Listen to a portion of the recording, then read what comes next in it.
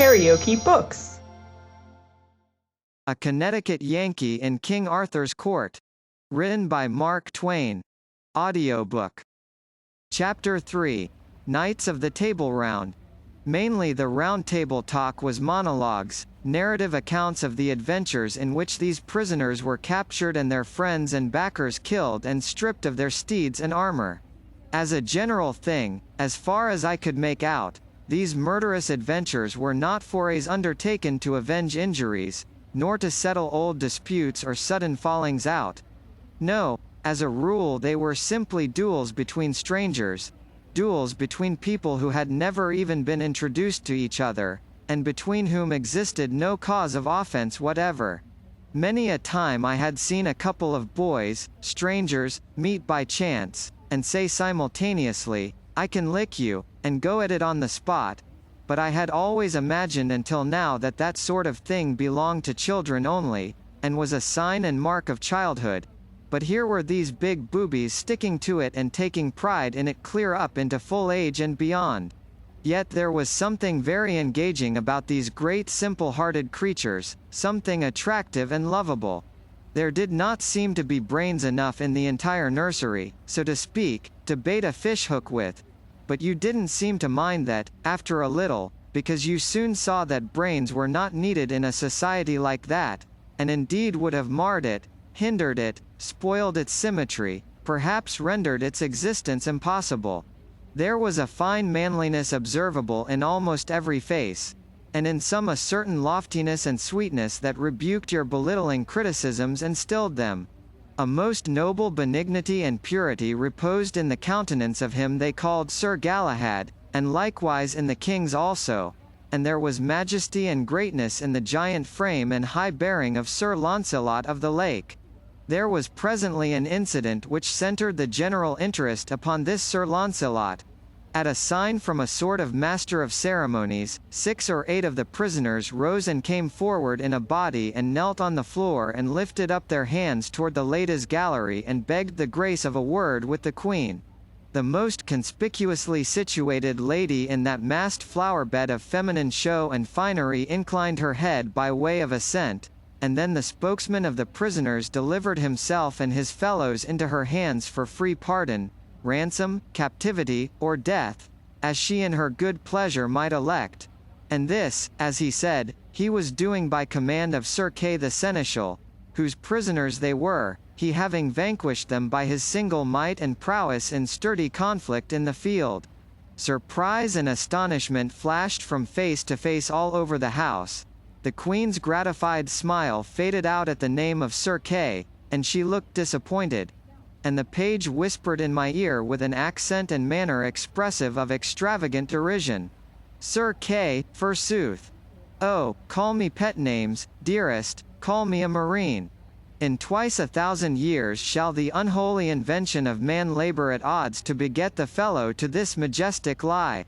Every eye was fastened with severe inquiry upon Sir Kay. But he was equal to the occasion. He got up and played his hand like a major, and took every trick. He said he would state the case exactly according to the facts. He would tell the simple straightforward tale, without comment of his own. And then, said he, "If ye find glory and honour due, ye will give it unto him who is the mightiest man of his hands that ever bare shield or strake with sword in the ranks of Christian battle, even him that sitteth there," and he pointed to Sir Launcelot. Ah, he fetched them, it was a rattling good stroke. Then he went on and told how Sir Launcelot, seeking adventures, some brief time gone by, killed 7 giants at one sweep of his sword, and set 142 captive maidens free, and then went further, still seeking adventures, and found him, Sir Kay, fighting a desperate fight against 9 foreign knights, and straightway took the battle solely into his own hands, and conquered the 9. And that night Sir Launcelot rose quietly, and dressed him in Sir Kay's armour and took Sir Kay's horse and gat him away into distant lands, and vanquished 16 knights in one pitched battle and 34 in another. And all these and the former 9 he made to swear that about Whitsuntide they would ride to Arthur's court and yield them to Queen Guinevere's hands as captives of Sir Kay the Seneschal, spoil of his knightly prowess. and now here were these half-dozen, and the rest would be along as soon as they might be healed of their desperate wounds.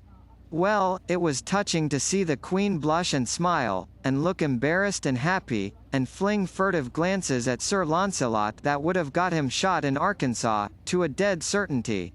Everybody praised the valor and magnanimity of Sir Launcelot, and as for me, I was perfectly amazed, that one man, all by himself, should have been able to beat down and capture such battalions of practiced fighters. I said as much to Clarence, but this mocking featherhead only said, "And Sir Kay had had time to get another skin of sour wine into him, ye had seen the accompt doubled."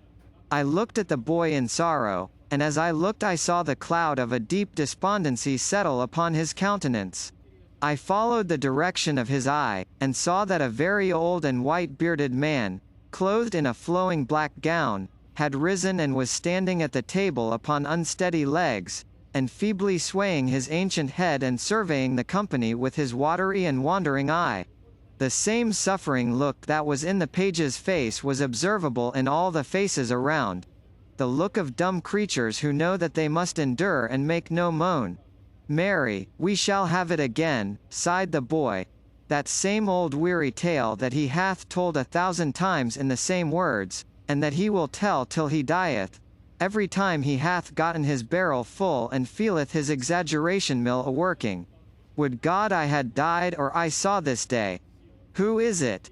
Merlin, the mighty liar and magician, perdition singe him for the weariness he worketh with his one tale.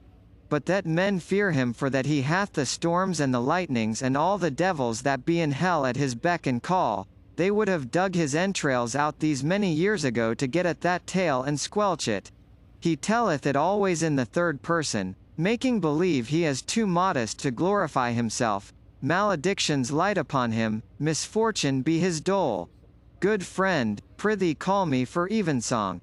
The boy nestled himself upon my shoulder and pretended to go to sleep. The old man began his tale, and presently the lad was asleep in reality. So also were the dogs, and the court, the lackeys, and the files of men at arms. The droning voice droned on.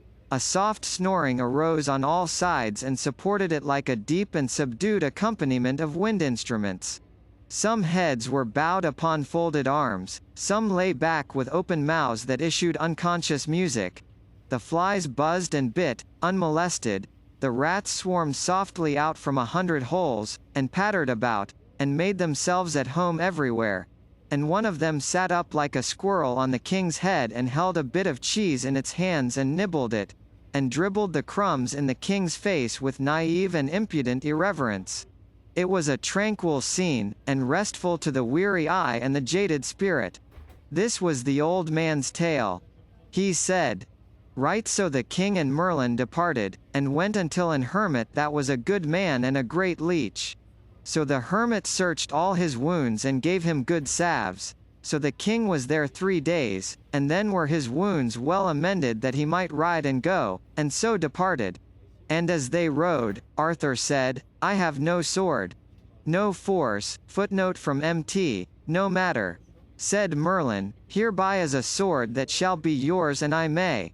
So they rode till they came to a lake, the which was a fair water and broad, and in the midst of the lake Arthur was ware of an arm clothed in white samite, that held a fair sword in that hand. Lo, said Merlin, yonder is that sword that I spake of. With that they saw a damsel going upon the lake. What damsel is that? Said Arthur.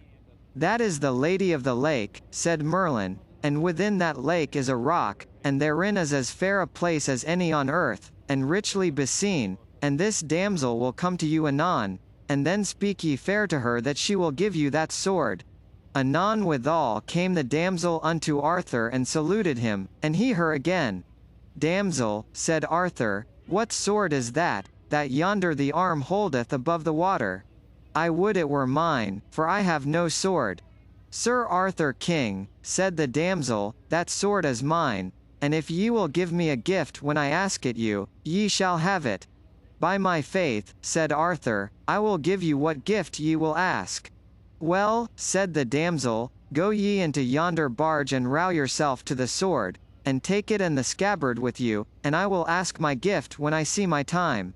So Sir Arthur and Merlin alight, and tied their horses to 2 trees, and so they went into the ship, and when they came to the sword that the hand held, Sir Arthur took it up by the handles, and took it with him. And the arm and the hand went under the water, and so they came unto the land and rode forth. And then Sir Arthur saw a rich pavilion. What signifieth yonder pavilion? It is the knight's pavilion, said Merlin, that ye fought with last, Sir Pellinore, but he is out, he is not there. He hath ado with a knight of yours, that hight Eglaim, and they have fought together, but at the last Eglaim fled, and else he had been dead, and he hath chased him even to Carlion, and we shall meet with him anon in the highway. That is well said, said Arthur, now have I a sword, now will I wage battle with him, and be avenged on him. Sir, ye shall not so, said Merlin, for the knight is weary of fighting and chasing, so that ye shall have no worship to have ado with him. Also, he will not lightly be matched of one night living. And therefore it is my counsel, let him pass, for he shall do you good service in short time, and his sons, after his days. Also ye shall see that day in short space ye shall be right glad to give him your sister to wed. When I see him, I will do as ye advise me, said Arthur. Then Sir Arthur looked on the sword, and liked it passing well. Whether liketh you better, said Merlin, the sword or the scabbard? Me liketh better the sword, said Arthur. Ye are more unwise, said Merlin, for the scabbard is worth 10 of the sword, for while ye have the scabbard upon you ye shall never lose no blood, be ye never so sore wounded. Therefore, keep well the scabbard always with you. So they rode into Carlion, and by the way they met with Sir Pellinore. But Merlin had done such a craft that Pellinore saw not Arthur, and he passed by without any words. I marvel, said Arthur, that the knight would not speak. Sir, said Merlin, he saw you not, for an he had seen you ye had not lightly departed. So they came unto Carlion, whereof his knights were passing glad. And when they heard of his adventures they marvelled that he would jeopard his person so alone. But all men of worship said it was merry to be under such a chieftain that would put his person in adventure as other poor knights did.